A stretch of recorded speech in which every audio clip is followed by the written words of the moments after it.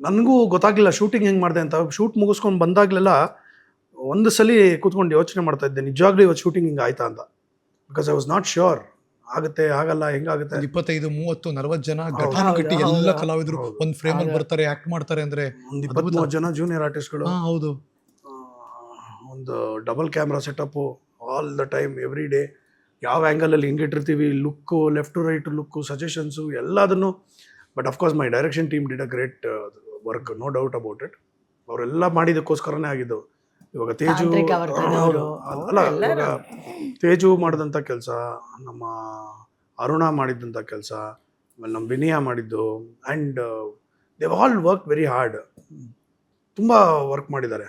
ಆಮೇಲೆ ಏನು ಅಂದರೆ ಒಂದೊಂದು ಸಿಚುವೇಶನಲ್ಲೂ ಯಾವ್ಯಾವ ಥರ ಹ್ಯಾಂಡಲ್ ಮಾಡಬೇಕಾಗಿತ್ತು ಅದನ್ನು ಯಾವ ರೀತಿ ತೊಗೊಂಡೋಗಿದ್ದಾರೆ ಅದೆಲ್ಲ it's really a dream by Srujan Lokesh.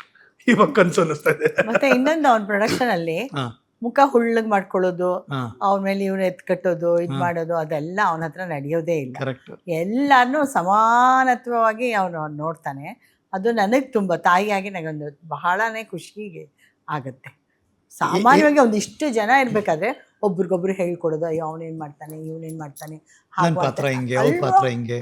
ಆ ಥರ ಮಾತಾಡ್ಕೊಳ್ಳೋದು ಸಹಜ, ಮನುಷ್ಯನ ಸಹಜ ಗುಣ ಅದು. ಹ್ಮ್. ಅದ್ರಲ್ಲಿ ಇವನ ಹತ್ರ ಅದೆಲ್ಲ ಏನ್ ನಡೆಯಲ್ಲ.